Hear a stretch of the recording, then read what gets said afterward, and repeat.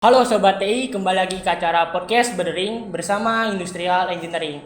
Oke, nih di sini ada salah satu program dari kerja HMTI yaitu warung steril. Di warung steril ini menjual banyak kriuk-kriuk dan bermacam-macam rasanya. Oke, saya di sini Hekel Nurhan Iskandar dan saya berkesempatan berbicara bersama Bang Aditya Ilham. Bang Aditya Ilham ini adalah seorang mahasiswa Politeknik STMI Jakarta tahun 2017. Oke nih Bang ya.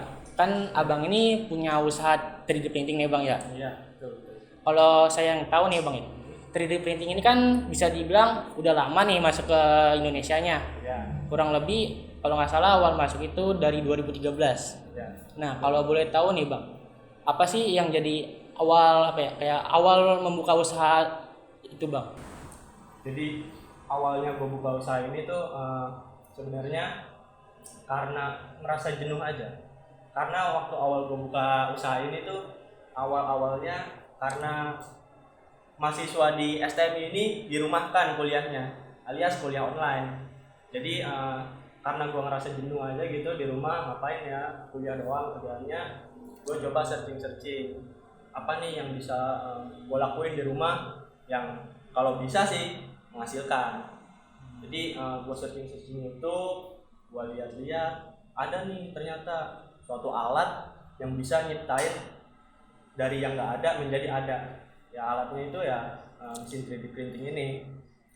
Nah, setelah gua lihat-lihat lagi, ternyata lumayan lumayan nyambung ya sama yang dipelajarin di kuliahan. Karena kita kan sempet juga tuh belajar AutoCAD atau 3D modeling. Jadi gua ngerasa pede aja karena udah belajar materi kuliah itu. Jadi gua research lagi tuh soal 3D printing. Karenanya juga gue suka mobil. Ya salah satu alasan kenapa masuk kuliah di STM ini karena ada embel-embel otomotifnya. Ya gue semakin tertarik sama 3D printing ini. Nah kalau kan lu bilang ya bang ya, awalnya kan lu jenuh nih bang ya sekolah online. Mungkin namanya juga orang jenuh ya pasti pikirannya ya kayak malas mau cari yang baru hal baru. Tapi apa sih yang kayak niat lu kan banyak kan orang yang nih bang ya yang kita tahu cuman pengen doang itu nyari kesibukan tapi buat mulai itu susah. Mungkin apa nggak sih dari lu nih bang ya kayak motivasi apa yang bisa lu akhirnya membuka usaha tersebut dan kenapa memilih usaha di bidang tersebut bang? Ya sebenarnya awalnya gua berani buka usaha ini itu karena gua kan punya motor ya. Yang biasa gue pakai kuliah itu mungkin kalau yang kuliah di STMI pernah lihat motor Honda Win yang sering parkir sembarangan yang rada butut itu. Nah gue ngerasa nih motor udah lumayan ngebebanin gue karena pertama itu motor tua dan karena memang kondisinya udah kurang sehat ya. Jadi gue pikir-pikir apa gue jual aja nih motor terus gue alokasiin dananya buat usaha gitu. Nah, sampai beberapa bulan selama gua research tentang 3D printing ini, akhirnya gua memberanikan diri untuk jual motor itu dan memberanikan diri untuk beli mesinnya. Nah, sebenarnya kalau mau usaha itu ya kalian matengin dulu konsepnya sih. Iya Jadi sih. karena udah beberapa bulan gua udah research tentang 3D printing, gua cari-cari apa nih yang bisa gue buat dari dengan menggunakan mesin ini dengan kemampuan yang gue punya. Ya akhirnya gue pilih mesin 3D printing ini sih. Iya. Kan yang kalau bicara modal ya bang, tapi kan lu udah nyebut lu harus kayak ngejual motor yang biasa lu sering pakai nih bang ya. Mungkin ada nggak sih kayak apakah itu dari motor yang lu jual itu apakah ada dari modal yang lu dapat dari yang lainnya juga bang? Kalau boleh tahu bang? Enggak, karena ya hasil dari jual motor itu ya udah cukup sih untuk gue mulai usaha 3D printing ini. Jadi ya langsung aja pokoknya gue beli alat-alatnya yang buat menunjang usaha ini dan gue coba jalanin aja sih selama beberapa bulan. Gue belum mulai memproduksi, belum bisa gue pasarin deh hasil yang gue buat dari 3D printing itu. Jadi gue nggak berhenti researchnya di situ. Setelah beli mesin gue tetap research apalagi nih yang bisa gua apa yang bisa gua buat, yang bisa gua hasilin dari 3D printing ini. Oh ya, mungkin sebelum lanjut nih Bang ya, kita bicara usaha. Kan lu juga masih kuliah nih Bang ya. Mungkin ada nggak sih tips-tips bagi waktu antara kuliah sama usaha tersebut? Kan apalagi lu bilangnya awalnya jenuh nih mencari waktu-waktu yang produktif. Iya. Mungkin ada tips-tipsnya nggak nih Bang?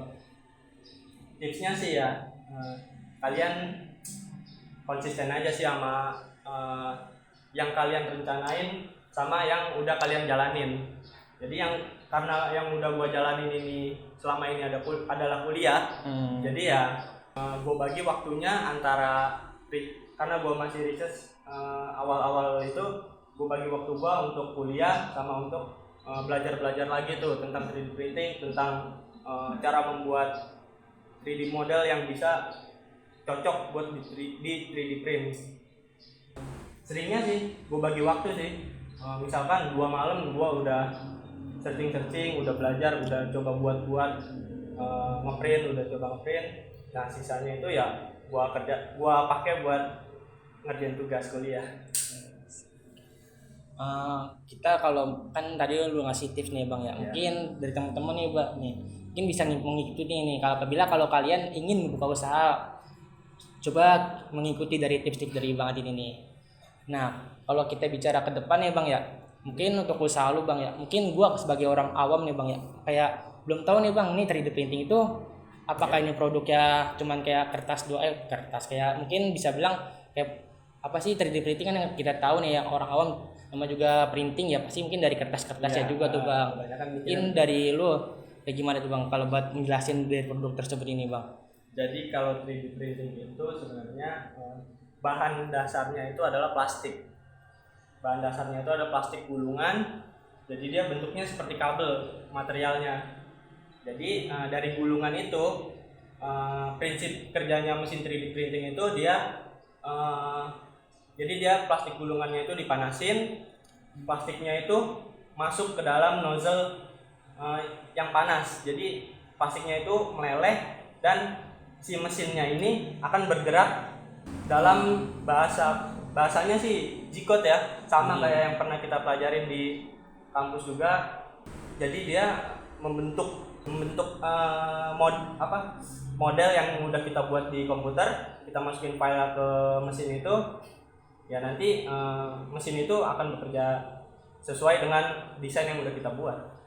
Ada nih yang gue tahu nih Bang ya, 2 macam usaha ya Bang. Kalau gue bilang secara garis besarnya nih Bang ya, mungkin ada nih Bang, kayak misalkan orang yang buka usaha ini lebih mentingin kualitas produknya, yang paling pokoknya kayak diutamakan, yang bisa dibilang kualitas produknya hampir sejajar dengan yang udah merek-merek yang besar nih Bang ya Bang.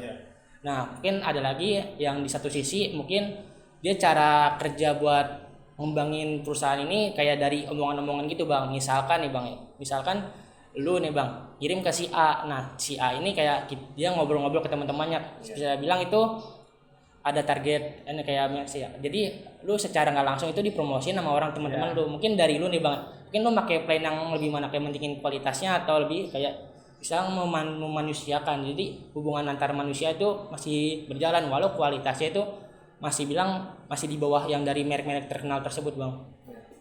Jadi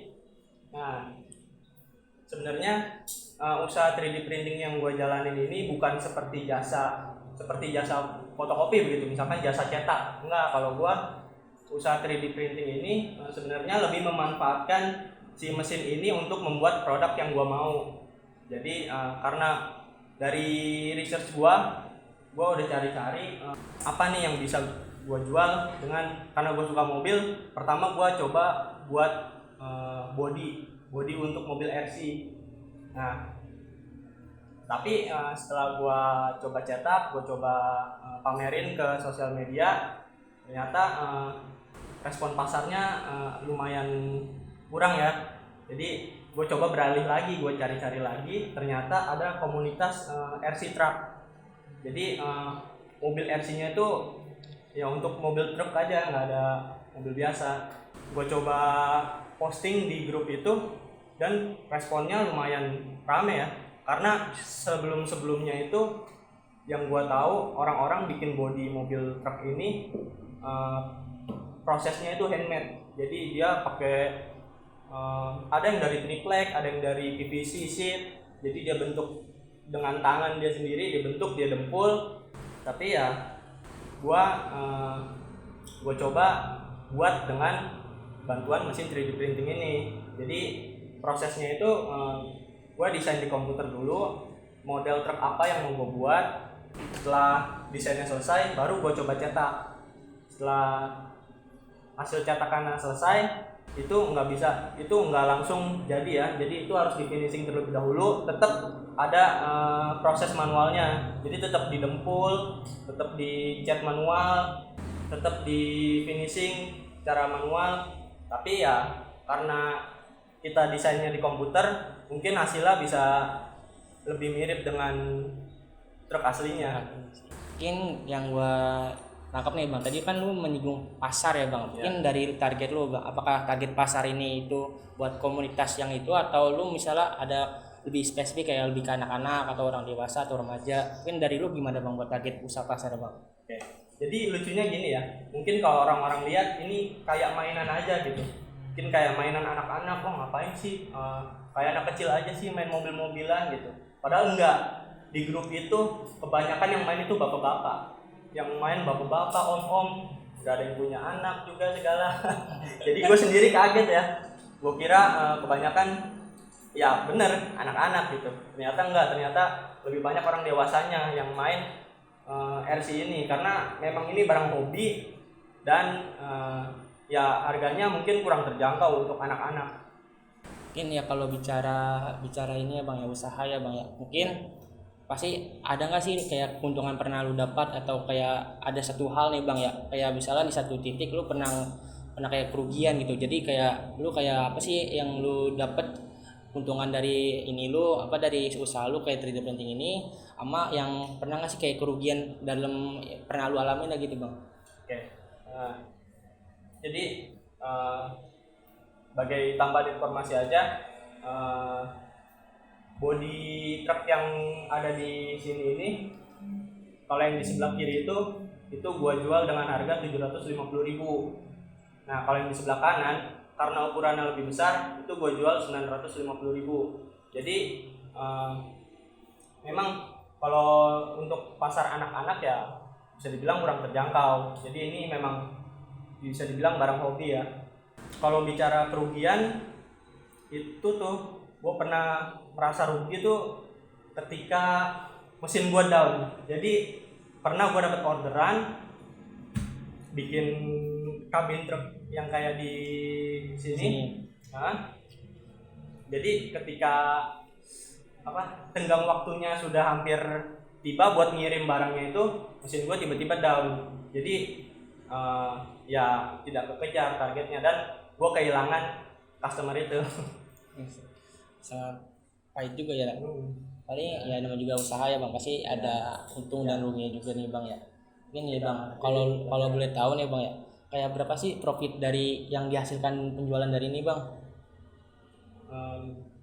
Untuk profitnya sih selama ini gue udah jual kurang lebih 30 unit kabin sih. Tapi karena dulu waktu awal-awal itu gua nggak ngebanderol harga setinggi itu, karena masih baru, gua juga masih rada minder sama hasil yang udah gua buat. Jadi ya gua coba tes pasar dulu gimana responnya, gua jual nggak seharga segitu. Mungkin baru 5 bulan ke belakang gua jual dengan harga yang sekarang tadi itu.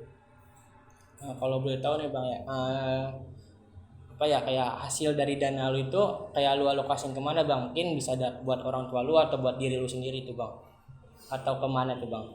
Ya, untuk hasil dari usaha ini sih kebanyakan gua alokasiin ke orang tua gua sih. Cuman tetap namanya usaha ya, kita tetap harus sisihin berapa persen nih untuk upgrade usaha kita sih. Untuk misalkan beli mesin baru, jadi awalnya tuh gue cuma punya satu mesin ya, mesin 3D printing, dan setelah beberapa bulan gua beraniin diri buat beli mesin kedua karena gua lihat target pasarnya udah lumayan tercapai sih, jadi gua berani buat ngambil mesin kedua supaya prosesnya lebih cepet ya. Jadi informasi lagi nih, satu kabin ini kalau untuk di printnya aja itu bisa makan waktu 2 hari. Satu body ini yang gede itu 2 hari baru selesai di print. Dan untuk proses finishingnya kira-kira ya 1 minggu lah, karena gua nggak setiap hari di workshop ya, jadi ada beberapa hari yang gua nggak kerjain sama sekali gitu. Mungkin ya kalau lu bicara workshop nih bang ya, mungkin kalau lu boleh tahu nih bang, lu kayak jualan ini apakah itu di rumah atau nyewa tempat atau gimana tuh bang?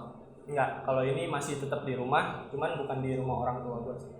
Berarti itu rumah pribadi? Enggak, bukan. di rumah om. Oh, di rumah om. Kalau boleh tahu nih bang ya, tempatnya itu di mana tuh bang? Untuk workshopnya itu ada di Kebayoran Baru, Jalan Radio Dalam. Mungkin yang mau main ke sono, mungkin yang nonton ini mau main ke sono, boleh banget. Ntar tinggal hubungin gua aja untuk lokasi lebih ininya. Nanti silahkan main. Boleh. Boleh tanya lagi nih bang ya, kalau boleh tahu nih bang ya, lu tuh kerja ini sendiri atau emang ada teman itu bang, atau teman atau keluarga yang bantuin lu bang? Ada. Jadi setelah beberapa bulan gue jalanin ini sendiri, jadi awalnya tuh gue ngerjain ini sendiri. Setelah beberapa bulan gue pindahin workshopnya. Jadi awalnya tuh workshopnya ada di rumah orang tua gue, dan gue pindahin ke Kebayoran itu setelah 5 bulan. Jadi di Kebayoran itu ada om gue yang bantuin ngeprint sama untuk finishingnya juga sedikit. Berarti cukup lah ya, berarti buat saling membantunya gitu ya bang. Ya, jadi ya kita sama-sama diuntungkan lah. Ada ini. Mungkin ada nggak sih bang buat pesan-pesan nih bang dari lu bang? Kan banyak orang nih bang kayak bermimpi pengen punya usaha nih bang, tapi pasti pikiran orang ini kayak takut lah memulai gitu bang. Mungkin dari lu nih bang kayak pesan-pesannya bang, agar kayak gimana dari kita sendiri. Mungkin gue juga pengen punya usaha tapi mungkin cuma masih sebatas ide. Mungkin dari lu ada pesan-pesan nggak sih bang agar bisa meyakinkan lah gitu bang? Ya yang kayak gue bilang tadi, sebenarnya kalian tuh kalau mau usaha harus bener-bener udah mantep dulu ya konsepnya. Apalagi yang usaha yang membutuhkan modal yang lumayan besar. Jadi kalian mantepin dulu konsepnya. Coba kalian tanya-tanya sama orang, kalau emang punya temen yang udah punya usaha juga, apalagi usahanya emang bisa dibilang sejalan lah sama usahanya gitu. Kalian coba tanya-tanya, kalian mantepin dulu konsepnya, kalian tanya diri sendiri apa udah siap buat ngejalanin usaha ini, karena lumayan nyita waktu ya usaha tuh. Jadi ya intinya konsepnya itu harus udah benar-benar jelas. Nah, tapi rencana gue sih, gue mau coba cari pasar yang internasional sih. Paling enggak ya gue coba jual ke pasar ASEAN kayak Filipina atau Vietnam, karena di sono peminat RC truck itu lumayan besar juga. Jadi gue lagi coba-coba cari channel buat gimana caranya gue bisa kirim barang ini, gimana gue cari customer di sono ya supaya melebarkan sayap lah. Kalau kita ini, kalau kan gue pengen juga nih bang ya, kan lu juga pengen target ke depannya ya bang, kayak lu pengen nyampe ke ASEAN ya bang. Mungkin pasti kan ada orang kan, apalagi lu dari Indonesia keluar negeri, pasti mungkin ya kalau dalam tanda kutip pikiran dari orang-orang ASEAN itu kayak misalnya orang-orang Filipina, mungkin kayak produk lu ini kayak apa sih yang bisa kayak mana kayak keunggulannya gitu bang, keunggulan dari produk lu tuh buat di pasar sono dari lu sendiri nih bang ya. Apakah sudah cukup kayak sekarang, apa lu akan kayak membenahi atau lebih baik lagi, atau mencari tambahkan kayak modif lain juga tuh bang, atau kayak gimana bang? Oke, jadi karena yang gua tahu selama ini sih, untuk body truk ini modelnya itu masih terbatas. Jadi misalkan ada truk mereknya Hino, ada truk merek Mitsubishi. Jadi nggak semua tipe truk itu ada di pasaran. Nah, dengan 3D printing ini ya sebenarnya kalian mau buat tipe truk apapun itu bisa, selama desainnya itu desainnya itu ada, selama desainnya itu ada. Jadi ya gue ngerasa bisa ngisi pasar itu karena belum ada model yang dijual di pasaran. Nah, untuk penambahan upgrade pada produknya ini ya bisa gue bilang sih, gue mau nambahin beberapa part diganti dengan bahan besi karena kebanyakan bahannya ini masih plastik, kayak batang spionnya itu masih plastik, jadi mungkin agak ringkih ya. Mungkin mau gue upgrade jadi besi batang spionnya, itu sih. Oke nih Bang ya, ini udah di penghujung acara nih Bang ya. Kalau kita simpulkan ya Bang, kan namanya juga kita berusaha, mungkin kita memiliki usaha ya. Kita itu bisa dibilang kita nggak boleh setengah-setengah. Nah, oleh karena itu kita harus meyakinkan diri kita sendiri, dan pasti setiap usaha atau memulai usaha pasti ada butuh pengorbanannya, dan kita harus bisa membagi waktu. Mungkin kalau kita masih kuliah, kita harus bisa membagi waktu antara kuliah dan usaha kita.